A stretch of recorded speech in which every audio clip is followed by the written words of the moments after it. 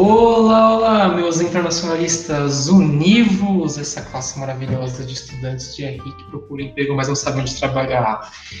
Bem-vindos, esse é o Pod Ri, seu podcast de relações internacionais, para aqueles que gostam de dar uma risadinha e lembrar dessa anarquia do sistema mundo internacional.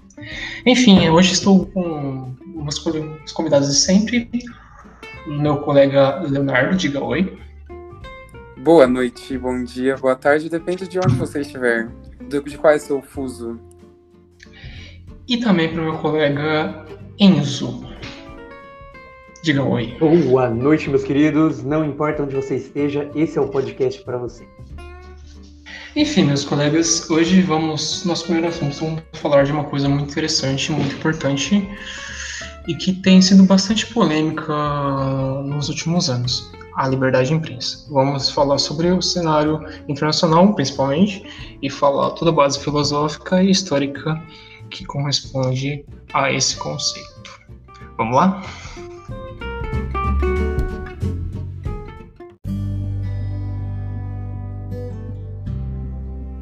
Bom, para a gente começar a entrar no assunto da liberdade de imprensa, da liberdade jornalística, a gente trouxe uns dados para mostrar a importância dela, da discussão dela no cenário internacional.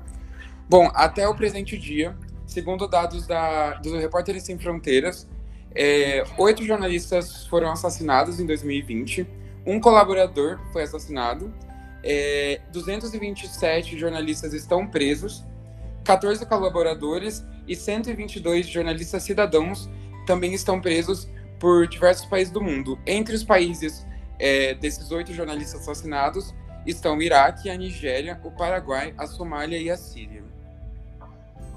Bom, a gente tem que sempre lembrar que a questão da liberdade de imprensa é uma coisa até que nova, porque na história a liberdade de imprensa estava muito mais pautada na ação dos estados de espalhar informação. Não havia essa questão de a liberdade de existir, as pessoas se juntarem, escreverem ou até mesmo falarem sobre o que estava acontecendo no mundo ou nesses lugares de cidades e afins.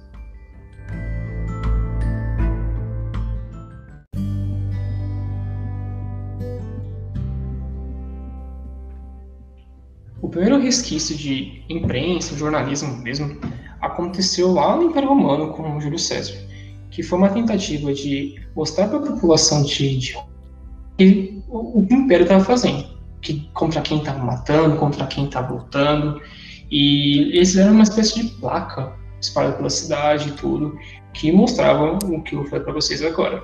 Mas isso é um esquema mais antigo, totalmente diferente da mensagem de zap que você recebe agora. É realmente muito interessante como a própria imprensa foi criada pelo Estado. A imprensa, ela tem na sua história uma marca muito forte do Estado, mas hoje em dia é muito difícil você juntar as duas coisas, é muito difícil você imaginar as duas coisas juntas 100%.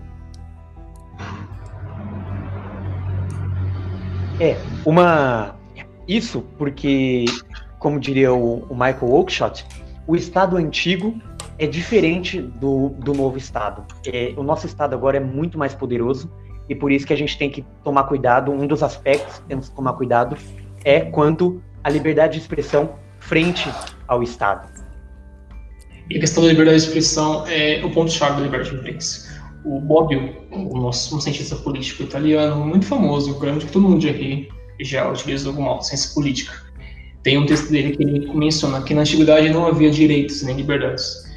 Então, é uma coisa muito nova a questão de você valorizar a fala do indivíduo, a questão de você valorizar a busca de informações, a briga de ideias e tudo isso. Isso é uma coisa muito mais do século XVIII, com os modelos constitucionais liberais que nasceram no iluminismo. E o interessante é que a gente discute muito fake news hoje em dia, a gente fala muito sobre as notícias falsas, como elas interferem nas eleições, mas um fato muito interessante e curioso é que no século XV, logo no mesmo período que saiu a imprensa de Gutenberg, que era onde era facilitado a impressão em papel, que ajudou na escrita dos livros, de jornais, várias fake news foram espalhadas pela Europa, falando sobre o Conde Drácula, falando sobre esse conto, sobre esse vampiro, e ele acabou sendo disseminado por toda a Europa e criou esse medo que hoje em dia parece uma coisa tão atual falar de fake news, mas que já existe desde o século XV. Então é uma coisa muito interessante isso também. E, por outro lado, também a imprensa de Gutenberg também aumentou a censura, porque logo após a criação dela, a Santa Inquisição, formada pela Igreja Católica, começou a proibir que livros, né, que para eles eram pagãos, circulassem por aí, né, ou até mesmo fossem impressos pela prensa e coisas afins. Mas essa parte também é bastante legal de lembrar, que a informação também estava muito atrelada à igreja, antigamente. Porque as pessoas sabiam o que estava acontecendo no seu vilarejo, na sua cidade, quando elas iam na missa. Porque lá que tinha os avisos das coisas, dos eventos que iam acontecer, na igreja também se falava o que ia acontecer, e na igreja você encontrava todo mundo do vilarejo. Então, a informação estava muito presa em instituições, não de uma maneira muito mais anárquica, de certa maneira, hoje, que é várias instituições, várias mídias, vários perfis, vários blogs. Era muito mais focada na instituição.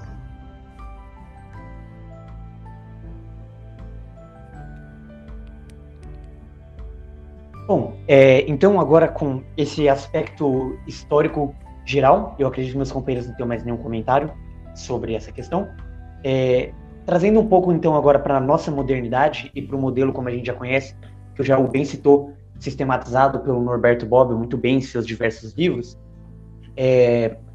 falando então sobre como surge, né, essa filosofia na nossa modernidade de defender a liberdade de expressão jornalística, defender que a comunicação possa ser aberta, que as pessoas possam defender ou atacar quem elas bem entenderem.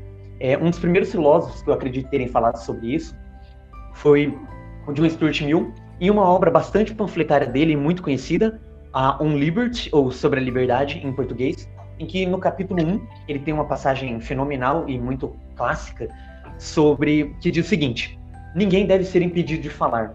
Então, temos que nos lembrar desses valores e de como eles ainda, apesar de terem escrito no século XIX e terem sido muito difundidos, ainda hoje ecoam a todo momento. Temos que nos lembrar sobre isso.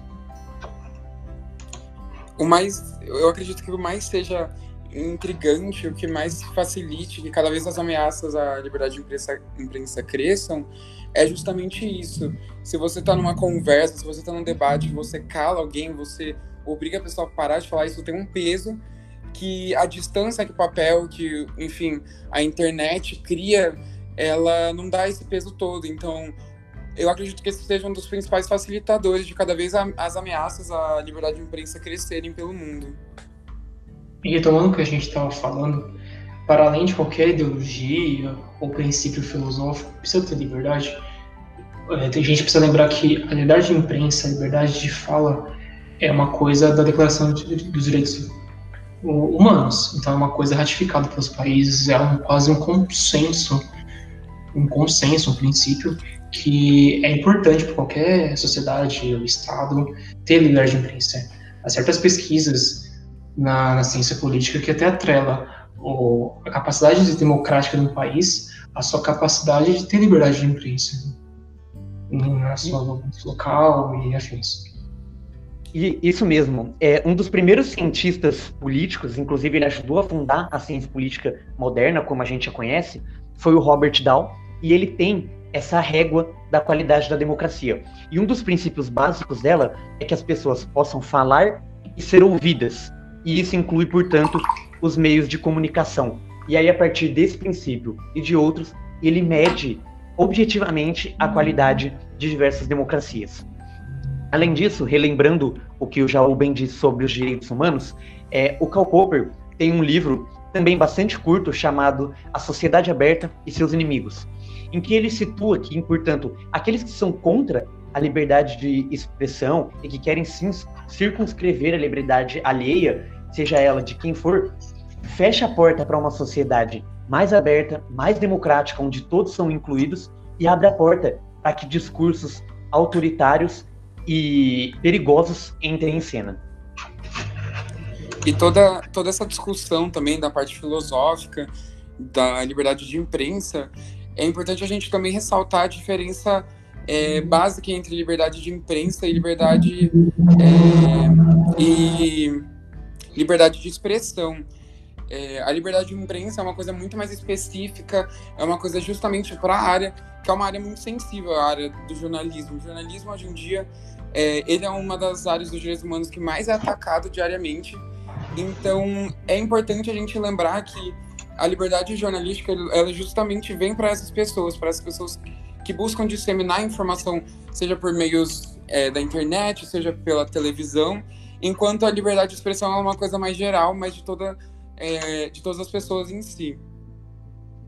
Bom, a própria liberdade de imprensa, como eu falei antes e como o Leonardo pontuou também, a própria Nações Unidas vive batendo nessa tecla, assinando artigos que é cada vez mais necessário no mundo com fake news, no mundo com instrumentos, bots e coisas do tipo, ter liberdade de imprensa desses órgãos, dessas mídias, que possam disseminar informação de maneira livre, coesa, e que possam desenvolver um ambiente mais favorável para a sociedade, para as pessoas e coisa do tipo.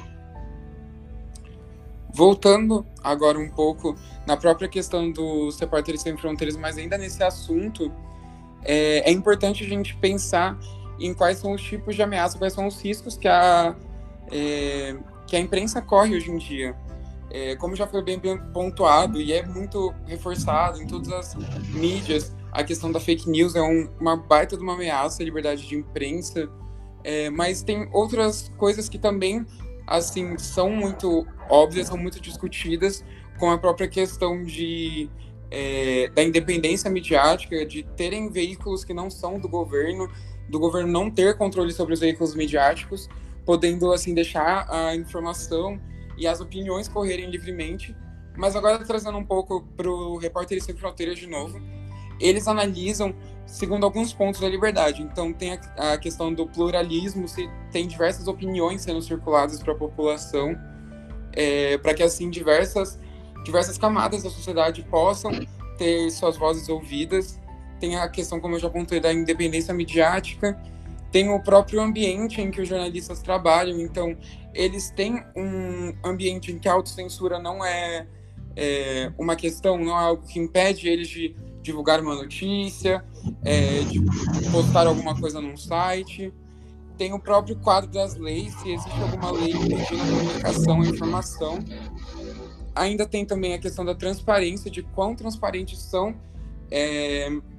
a produção das notícias, as informações, se as instituições que existem no país permitem essa transparência.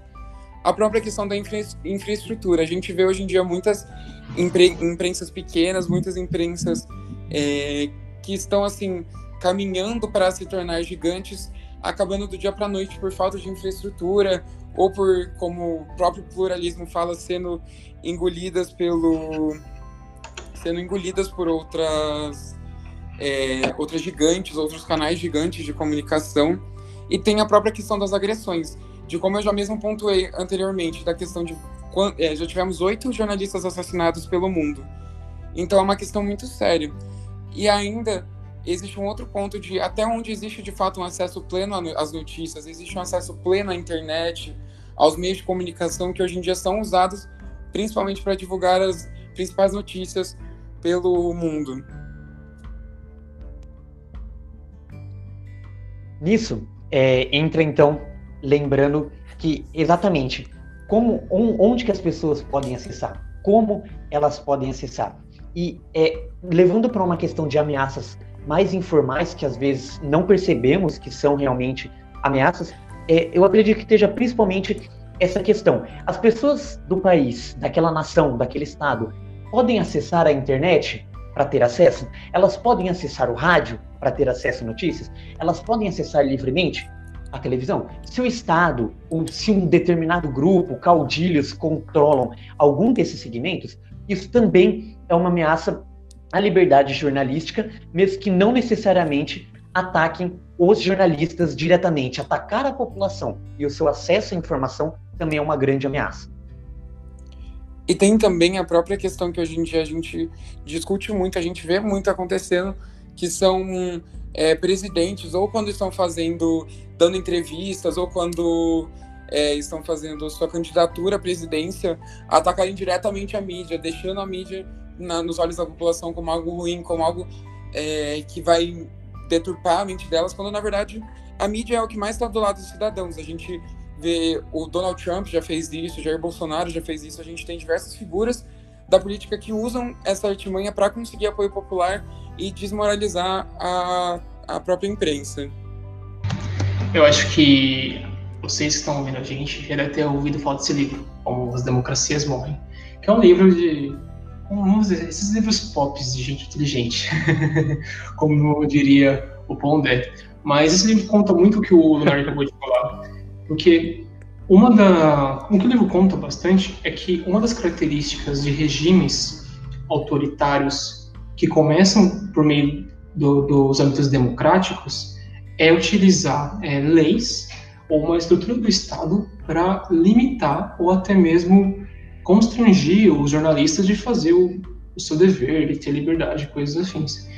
E há muitos exemplos disso. Por exemplo, o Fujimori, no Peru, se eu não estou enganado, ele era muito contrário à imprensa, vivia nos jornais falando mal dela e desmoralizando ela, falava que vivia falando fake news, muito antes do termo fake news estar na moda como está hoje. E isso é muito comum nesses demagogos que entram no governo e utilizam da estrutura para desvirtuar os preceitos democráticos. Essa ânsia por desmoralizar a imprensa e o jornalismo é uma coisa muito recorrente nesses países, que é muito mostrado no livro por esses autores, que fica aqui a recomendação também para vocês. E eu acho que outro livro que vale citar também sobre essa questão de como o governo atacar, usar alguém no seu âmbito privado, utilizar da máquina pública para atacar a liberdade jornalística, é o livro do Daron Acemoglu, junto com o Robinson, que, perdão, eu esqueci o nome agora, depois eu posso deixar disponível para vocês na descrição do podcast. Mas ali ele vai falar também como países se desenvolvem e o quanto é importante, então, que para que o país se desenvolva, essa liberdade de expressão e a liberdade jornalística estar aberta, que as pessoas poderem, os meios de comunicação poderem criticar, produz também crescimento e desenvolvimento. Então, o livro que o Enzo acabou de falar é Como as Nações Fracassam, que é o livro do Acemoglu com o quem mesmo, Enzo? Com o James Robinson. Isso, é um livro da ciência política, é praticamente um mainstream da ciência política, está na área das instituições e das ideias no escopo do Estado. Bom, mas a gente também não está querendo... a gente está expondo, de fato, as ameaças que existem, mas a gente não pode deixar de lado também de pontuar quando a mídia, de fato, foi usada para meios que não seriam os meios corretos. Como a mídia ela foi utilizada, por exemplo, no 11 de setembro para criar um medo muito grande ao estrangeiro, ao islâmico, aos árabes. Então, por mais que assim, deva se defender as mídias, a imprensa, deva se defender os jornalistas, a gente também não pode negar o papel que ela exerce também para deturpar imagens de pessoas, para muitas vezes até facilitar com que os direitos humanos sejam feridos. É muito engraçado que a gente acaba ligando a ciência e passando também isso por jornalismo como sempre a imparcialidade. O preceito da imparcialidade, a gente vai falar notícia sem pegar qualquer um dos lados ou coisa do tipo. Além disso ser bastante difícil por uma questão biológica do ser humano, é engraçado que no Brasil os jornais daqui sempre falaram que são imparciais, que não são voltados politicamente. Isso é um pouco diferente do restante do mundo, porque no restante do mundo tem vários países que os jornais já têm uma certa configuração ideológica que eles já visam bem de antes, né? É engraçado que dessa maneira as pessoas pensam, nossa, mas já tem uma notícia ideológica, mas É muito comum isso em outros países. Por exemplo, a Fox News, que é tradicionalmente conservadora, que apoia o Trump, né, que usa qualquer dos fatos para sustentar essa visão de mundo. Temos o The Economist, que é quase um liberal clássico também, e por aí.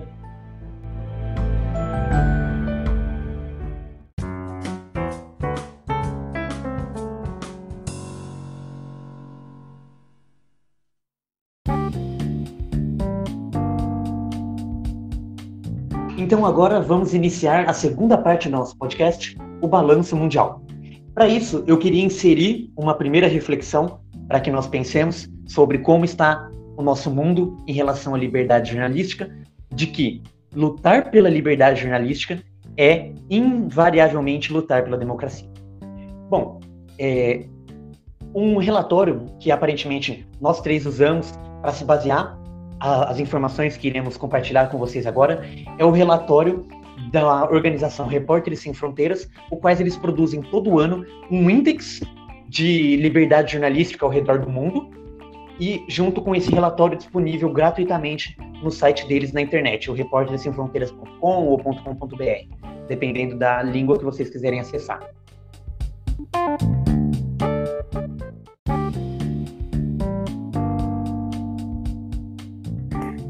Como eu já ressaltei anteriormente, com os diversos tipos de riscos e constrangimentos à imprensa, a Repórteres Sem Fronteiras usa esses dados para fazer uma calculação, fazer um cálculo de valor, fazer uma valoração a partir dessas ameaças para conseguir dar pontos para os países. Então é importante o que eu mencionei anteriormente, porque eles usam aquilo para justamente falar qual país é mais livre a imprensa, qual país é menos livre. Então é justamente naqueles pontos que eles ressaltam a liberdade jornalística. Bom, então vamos para os dados. Como será que é no nosso mundo depois de internet, depois de todos esses princípios que se espalham pelo mundo, depois da defesa dos direitos humanos, de tudo isso? Bom, vamos falar primeiro para um dos piores lugares para ser jornalista, a Ásia. No ranking dos 10 piores países em nível de imprensa, a Ásia possui cerca de 3 ou 4 membros nesse ranking não tão convidativo. Temos exemplos como a Coreia do Norte, que vive um regime totalitário, com Kim Jong-un, proibindo qualquer tipo de manifestação contra o governo. Temos a China, que utiliza a censura através do sistema de bloqueio da internet, que também não permite qualquer contravenção ao próprio Estado. Fora vários outros exemplos que vivem aparecendo nesse ranking dos mais 10. Além desses 10 piores países, a gente tem vários outros exemplos bem postos e mais sazonais, mas outro exemplo bastante interessante é o do presidente da Filipinas, o Rodrigo Duterte. Ele que é um populista, né, nos termos clássicos, tem várias frases bastante, vamos dizer assim, de tiozão do Zap, né, para um presidente, né, até lembra certos outros presidentes por aí, e ele também é diversamente acusado de utilizar as estruturas do Estado para conduzir uma política contrária a qualquer tipo de manifestação contrária às suas falas e coisas do tipo.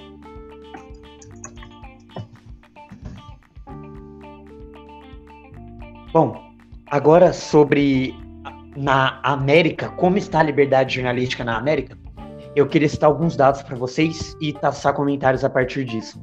Segundo o relatório 2019 do Repórteres Sem Fronteiras, os 5 melhores países com liberdade jornalística nas Américas são a Jamaica, a Costa Rica, o Canadá, o Uruguai e o Suriname.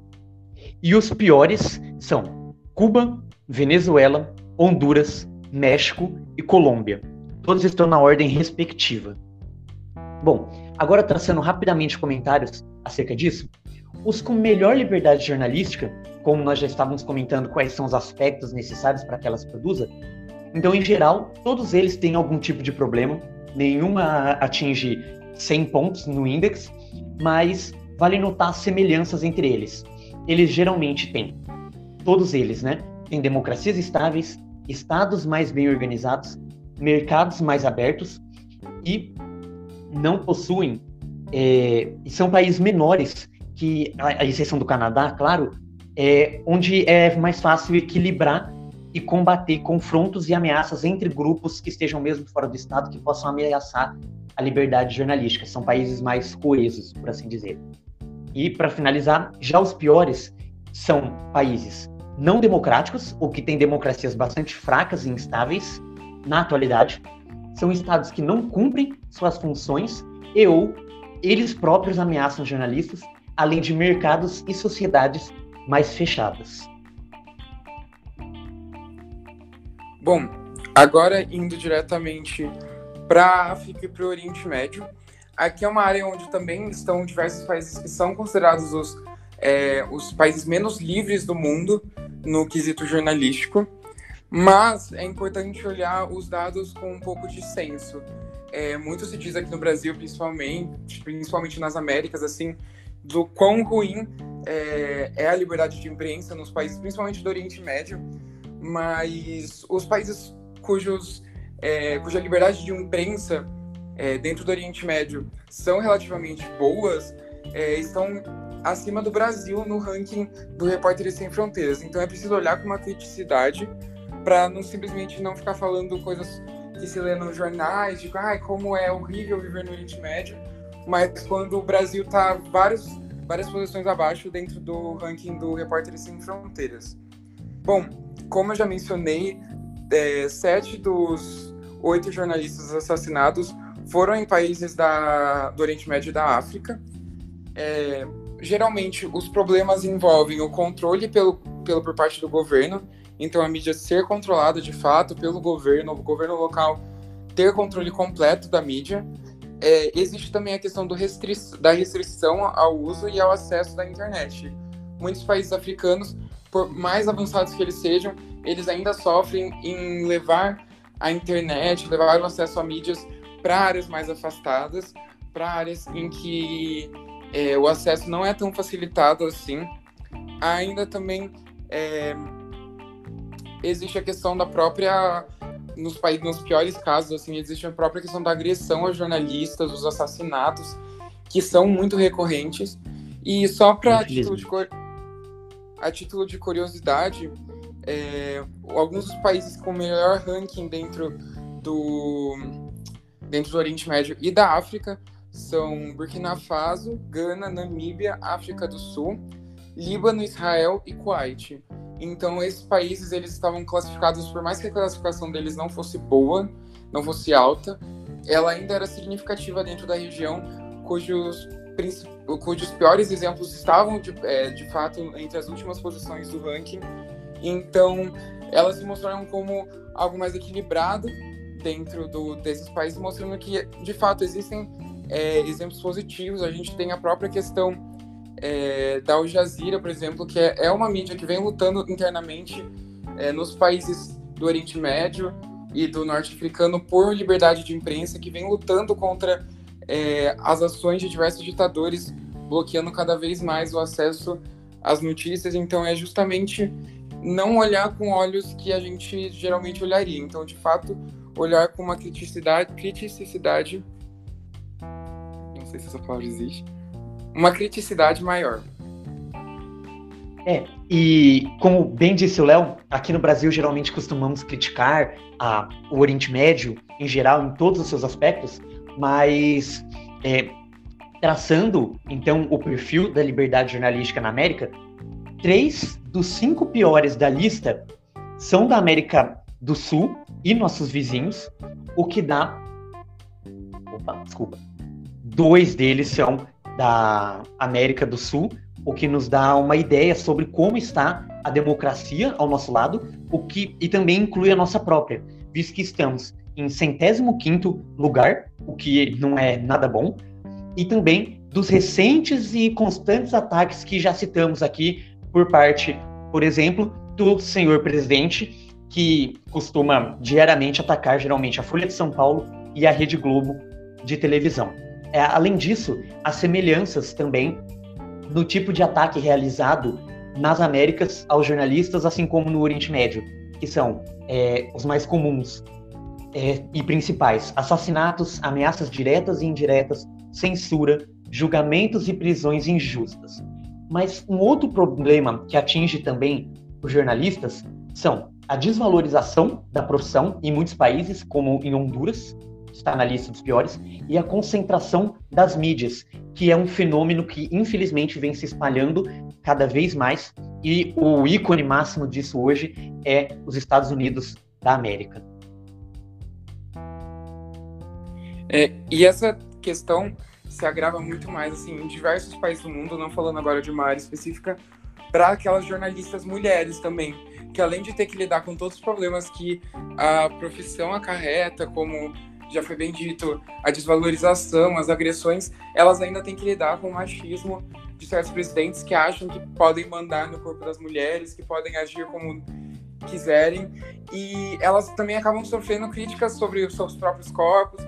Então tem diversas questões que acabam sendo trazidas para essas jornalistas mulheres que jornalistas homens não sofrem. Então mostrando como a questão vai muito além de simplesmente dar liberdade, de não só o governo ter o domínio dos meios da imprensa, mas é uma questão muito mais profunda dentro das sociedades. Bom, e para complementar e para finalizar essa parte da análise continental, né, vamos falar da Europa, né, onde praticamente o conceito de liberdade de imprensa e a imprensa, como a gente conhece hoje, nasceu. Bom, a Europa vive, se a gente for analisar, a Europa em geral tem um nível bastante agradável de liberdade de imprensa, principalmente os países ocidentais. Se você olhar no mapa, a cor amarela para laranja, que é um dos melhores níveis de liberdade de imprensa, se apresenta na maioria desses países. Contudo, indo um pouquinho mais para o leste, a coisa começa a ficar um pouco mais laranja forte, ou até mesmo vermelho, principalmente para os países próximos que eram a antiga União Soviética. A gente tem exemplos como a Hungria, que nos últimos anos também tem caído muito a questão da sua liberdade de imprensa, desde quando o Orbán, que é um líder também considerado por alguns populistas, totalitário, tem assumido o poder. E a gente tem a Rússia, que tem várias teorias de conspiração, ou até mesmo fatos sobre mortes de jornalistas a pedidos do governo. Temos todo o caso do Putin, que por ser um cara também um pouco avesso a certas críticas, né? E pegando essa parte, temos a própria Península Balcânica também, com vários países também não tão bem ranqueados no ranking.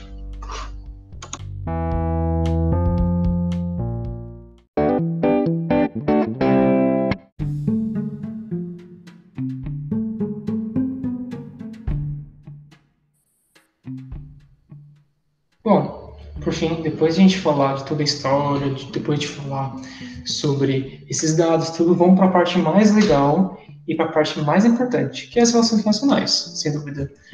Como a mídia é analisada pelas teorias de RI. Aqui a gente vai fazer uma coisa bem pontual, mais prática e bem, até certo ponto, simplista, mas mostrar como a mídia é uma coisa que também a gente analisa. Contudo, cabe de lembrar que para algumas teorias das relações internacionais, como o realismo, a mídia não pode ser considerada um ator das relações internacionais, já que essa teoria tende muito mais por o Estado como o único variável, né, teórica a ser analisada. Então, vamos analisar. Quem quer falar primeiro? Bom, eu começo então. Uma das primeiras teorias a reconhecer que outros atores, além do Estado, poderiam agir no sistema internacional foi o neoliberalismo, que tem o seu marco inicial no livro sobre a interdependência complexa do Joseph Nye, junto com o Robert Keohane, em que a interdependência complexa e o neoliberalismo admitem que outros atores também podem influenciar no sistema internacional e na relação entre os estados. E como essa interdependência entre esses atores, sejam eles estatais ou não, constrói o sistema internacional. Assim, essa teoria entenderia como muito importante a liberdade jornalística, visto que ela pode costurar cooperações ou mesmo criar desavenças e representar até o interesse nacional no sistema internacional. Além disso, um outro aspecto interessante dessa teoria, que surge um pouco mais para frente da discussão sobre a interdependência complexa, são as questões dos regimes internacionais, em que o Ernest Haas conceitua eles como práticas, costumes e normas criadas com consenso entre os estados participantes sobre uma agenda de questões que é importante. E uma prova de que a liberdade jornalística é levada como um regime e de que normas para ela são importantes para o sistema internacional é a existência de um órgão específico da ONU, o IPDC, e mesmo de ONGs sustentadas por estados e por organizações privadas que determinam, divulgam esses relatórios e essas regras para o bom funcionamento da liberdade jornalística, junto com recomendações e auxílio técnico para países que queiram melhorar a sua liberdade jornalística, a qualidade das suas mídias.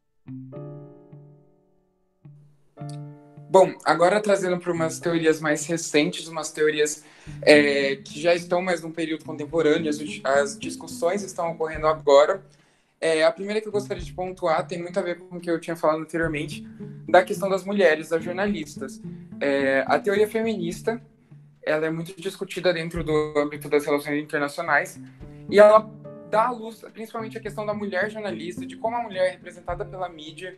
Então, diversas discussões existem dentro da teoria feminista sobre como a imagem feminina ela é criada por parte da mídia, como a mídia tem um papel definidor em como as mulheres são vistas no sistema internacional, as políticas são vistas no sistema internacional.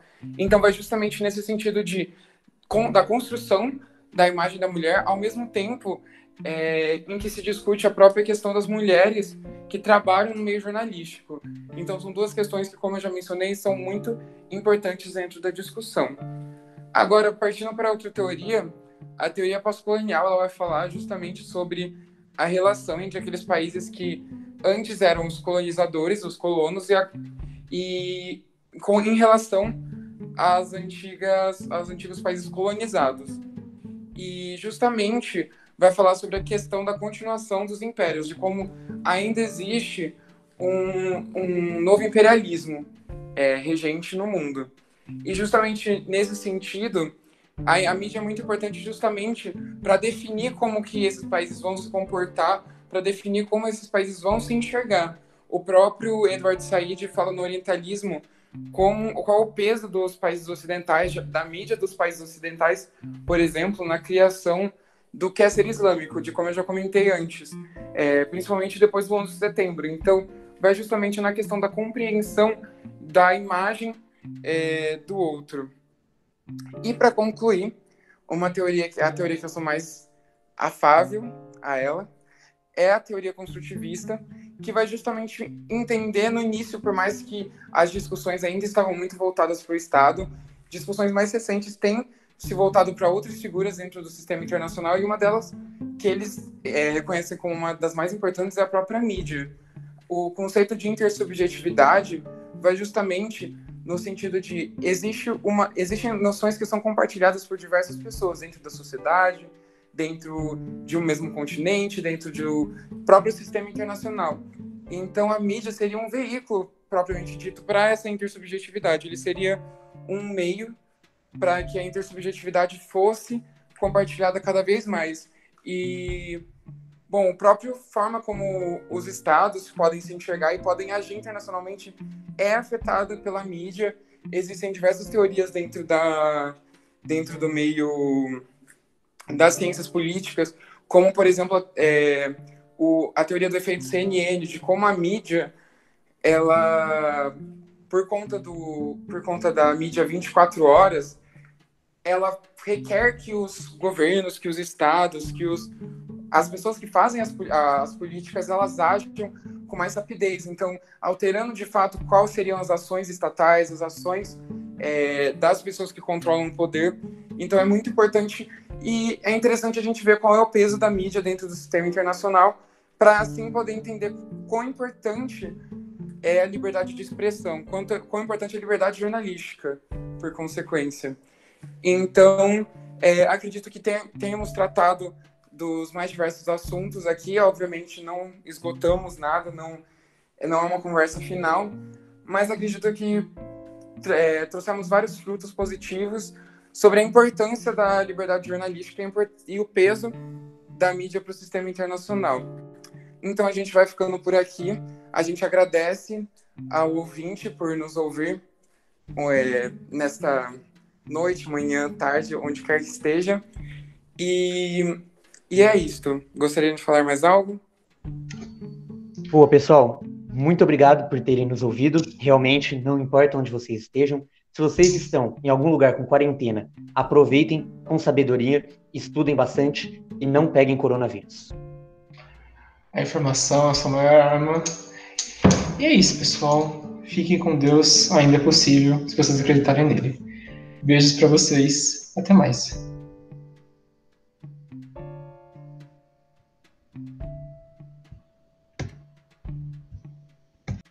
Thank you.